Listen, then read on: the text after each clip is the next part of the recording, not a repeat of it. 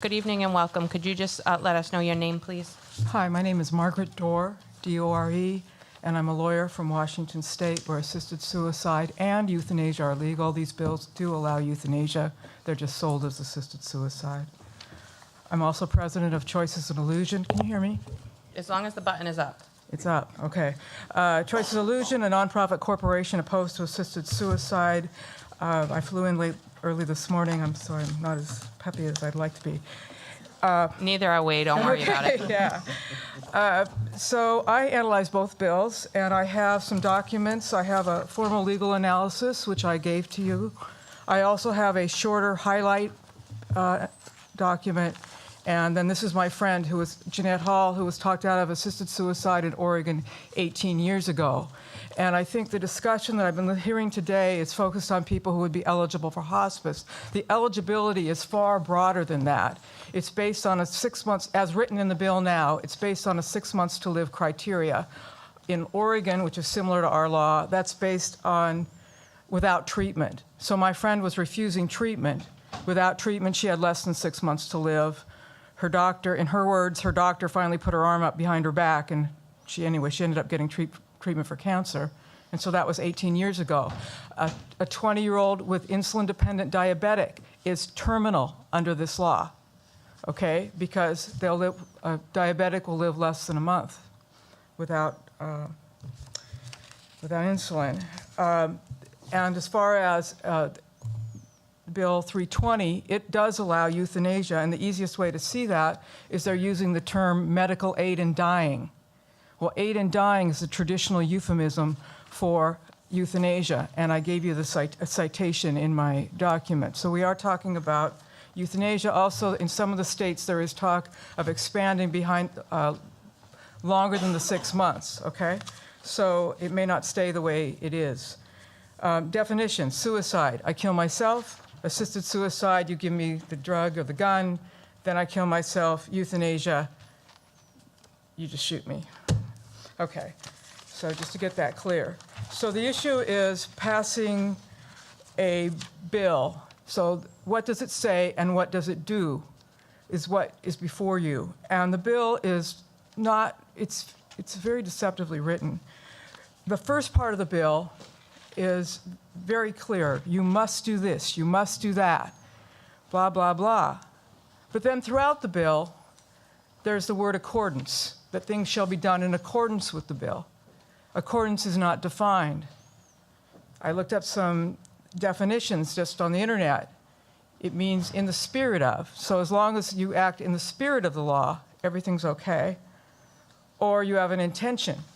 And so it's not actually, these things that are so written as mandatory aren't actually required, and I think I said it pretty clearly on page 7 of my memo. Another thing you might want to look at is I attached Washington State's death certificate instruction about how to report the death certificate in Washington State, and our law is nearly identical to Oregon, and again, similar to your bill. Anyway, it's attached in my appendix at A61, and if you'll read it, the death certificate instructions don't say anything about complying with safeguards. It just says, if the person used the law, it shall be reported as a natural death, a terminal disease due to natural death. And you can't put what the true cause of death, such as euthanasia, or they'll kick the death certificate back to be redone. So the significance about the death certificate requiring a terminal illness or disease to be the cause of death is that it creates, in the event that someone's taken advantage of, it creates a perfect crime. So the big thing about, the easiest thing to see in the bill is there's a complete lack of oversight of the death. The people, I've talked to a number of people, they call me, who want to use this. I've talked to people who have signed up. And everyone I've talked to, it's been a voluntary sign-up.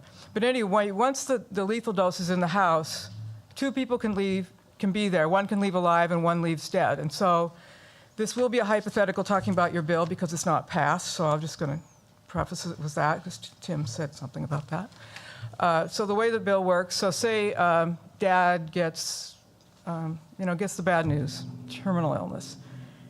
But he's happy that his son's back in his life. And, so the son's like, well, I'd hate to see you suffer. Maybe you should sign up just in case. Okay, just in case, you sign up. Okay, a little time goes by, and Dad gets an unexpectedly good result from the doctor. Maybe he's going to get well. Maybe he's not sick after all. And the son's already been, I'm a probate lawyer. You heard about a lot of elder abuse earlier. That's the kind of law I used to do. I've seen the terrible things people do to each other. But anyway, so, the son's already thinking about the remodel, what he's going to do once Dad's gone. Well, let's drink to that.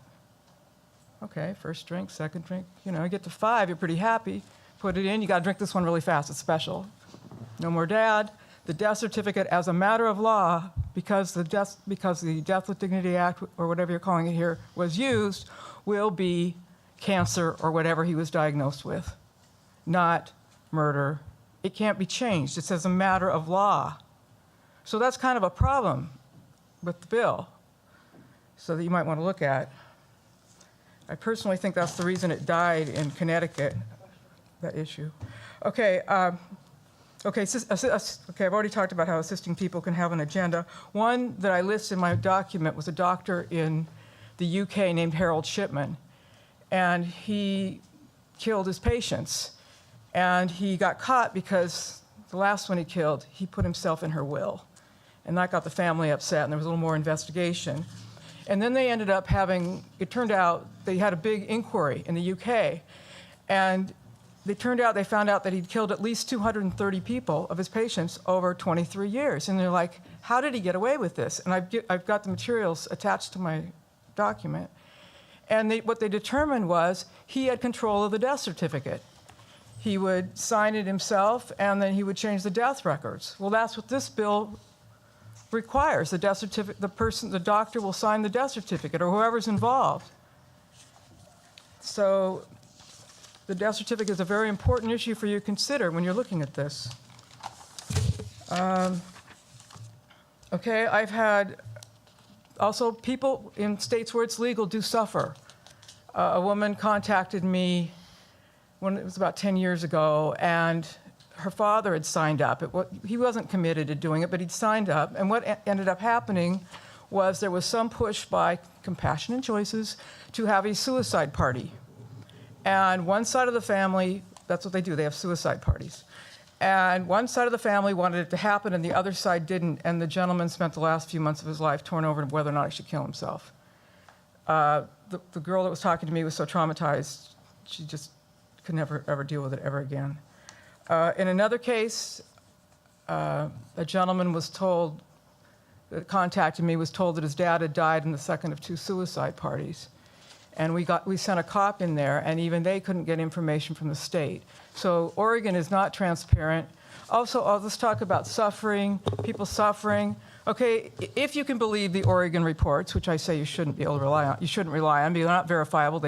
I've got a document I can give you about how they destroy all the documentation after they do the reports. No one can go and verify it. But anyway, as I lose my train of thought due to sleep deprivation, So anyway, we sent a cop in, and even the cop couldn't get the information from the state. Oh, I know what I was going to say. So if you look at the Oregon reports, they don't claim that anybody used this for physical pain. So why are we talking about it if that's not why people are using it? They don't claim it. So if you can, on the other hand, I don't think you shouldn't rely on the Oregon reports because they shouldn't. So then I just wanted to respond to a few things that other people brought up. Since assisted suicide went into effect in Oregon, suicide rates throughout the United States started going up about 2 years later, and I could send you an analysis on that. I did it. Let's see. I hate to bring up pets, but I will just say that pets don't get to choose. I mean, like a friend of mine was moving into a new apartment. The dog was healthy. Well, the dog got euthanized because the apartment building didn't take pets. So the way the bill is stacked against the individual, with the easiest thing you can see is the complete lack of oversight at the death. Let's see. The safeguards aren't enforceable because of the accordance language.